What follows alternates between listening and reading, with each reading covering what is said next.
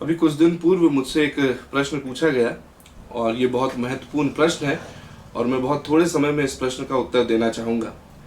प्रश्न ये है कि क्या बाइबल के कुछ हिस्से ऐसे हैं जो सामान्य विश्वासियों के लिए नहीं हैं?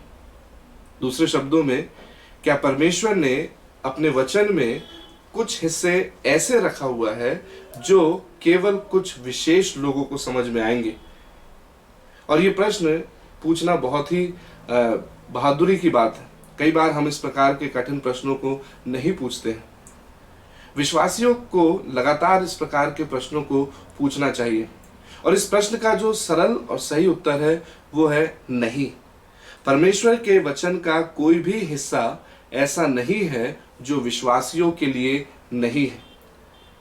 दूसरा तीमुथियुस 3 अध्याय 16वीं और 17वीं पद स्पष्ट ये कहती है कि संपूर्ण धर्मशास्त्र परमेश्वर की प्रेरणा से लिखा गया है और इसलिए लिखा गया है ताकि ये सुधार करने में, धार्मिकता के जीवन के लिए और अन्य बातों में विश्वासी की सहायता और मदद करे, ताकि सभी विश्वासी भले कार्य में सिद्ध हो सके।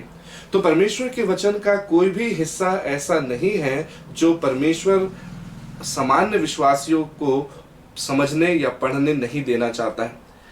लेकिन फिर भी कुछ ऐसे प्रचारक हैं जो ये कहा करते हैं कि ये जो हिस्सा है वो सामान्य विश्वासियों के लिए नहीं है, ये हम समझेंगे और ये हम ही समझाएंगे। और ये समस्या अभी नहीं उत्पन्न हुई है। यदि आप ऐतिहासिक दृष्टिकोण से देखें तो यूहन्ना की जब पहली पत्री लिखी जा रही है तब इस प्रकार के प्रचारक पाए जाते थे जो ये कहा करते थे कि हमें परमेश्वर के सुसमाचार का ज्ञान है और हमारे ज्ञान के आधार पर ही हमें उद्धार मिला है और कई इससे वंचित हो सकते हैं। तो एक विशेष ज्ञान की वो बात करते थे, एक विशेष प्रकाशन की वो बात करते थे और इस बात का दावा करते थे कि वो केवल उन्हें मिला हुआ है, वो और किसी को नहीं मिल सकता। और ये समस्या रोमन कैथोलिक चर्च जब आगे बढ़ रहा था, जब हम 6वीं शताब्दी से 15वीं शताब्दी के बीच का इतिहास यदि हम देखें तो रोमन कैथोलिक चर्च ने भी इसी आधार पर यह किया कि उन्होंने परमेश्वर के वचन को सामान्य विश्वासियों से छीन लिया। कई सौ वर्षों तक कलीसिया के सामान्य विश्वासियों को परमेश्वर का वचन पढ़ने नहीं दिया गया और कहा गया कि केवल वो जो पुलपिट पे हैं, केवल वो जो प्रीस्ट हैं, पादरी हैं, बिशप हैं, केवल वही परमेश्वर के वचन को पढ़ सकते हैं, केवल वही परमेश्वर के वचन की व्याख्या कर सकते हैं, केवल वही परमेश्वर के वचन को समझा सकते हैं।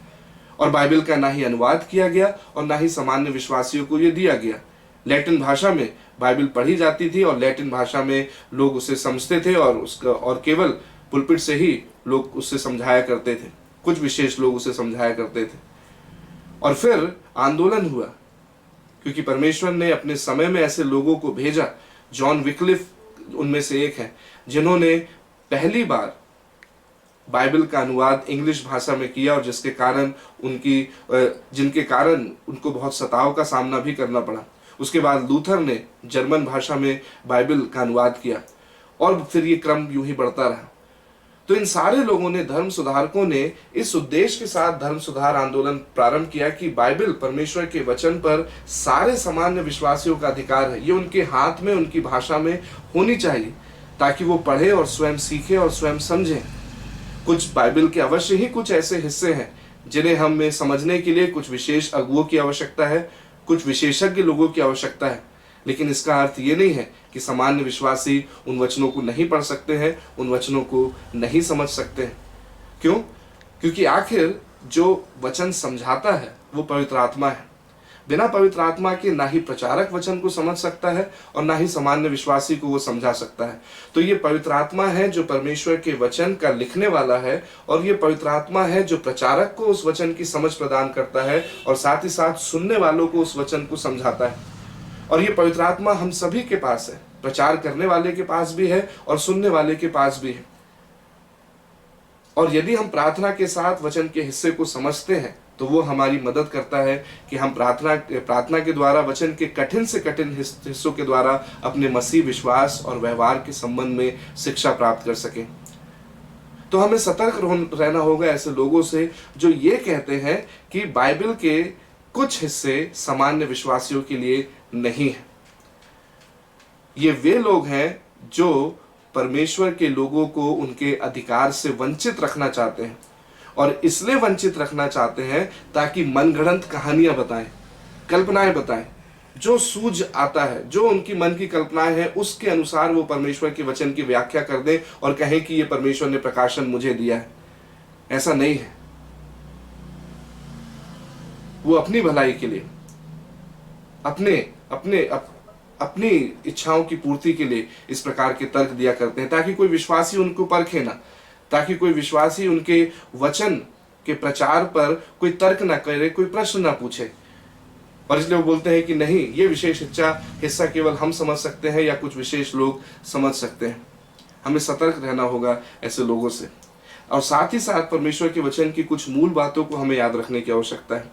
विश्वासियों के पास एक ऐसा अधिकार है, या मैं यूं कहूं कि सुनने वालों के पास परमेश्वर के वचन में एक ऐसा अधिकार दिया गया है जो प्रचारक के पास नहीं है।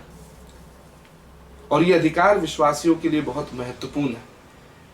कोई भी प्रचारक प्रचार करे, परमेश्वर अपेक्षा करता है कि विश्वासी उसके प्रचार को परमेश्वर के वचन के अनुसार परखे, और जो बातें परमेश्वर के वचन के अनुसार है उनको वो स्वीकार करे, और जो बातें परमेश्वर के वचन के अनुसार नहीं है उनका वो इनकार करे।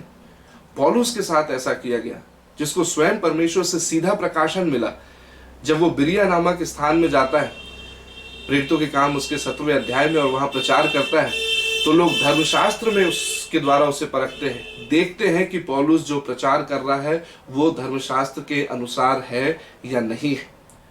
और न केवल यहाँ, परंतु यदि आप पहला कुरिन्थियों उसका 14वां अध्याय पढ़ेंगे, तो पहला कुरिन्थियों 14वां अध्याय में जहाँ पे पौलुस भविष्यवक्ताओं के विषय में बात कर रहा है कि भविष्यवक्ताओं को भविष्यवाणी कैसे करनी चाहिए, तो वो ये कहता है कि जब कोई भविष्यवक्ता भविष्यवाणी करे तो कलीसिया के लोग उसकी भविष्यवाणी को परखे, जांचे कि वो परमेश्वर के वचन के अनुसार है या नहीं है। और पहला यूहन्ना उसका 4था अध्याय भी हमारे लिए हमको दिया गया है, जहाँ पर ये लिखा गया है कि आत्माओं को परखो, क्योंकि हर एक आत्मा परमेश्वर की ओर से नहीं है।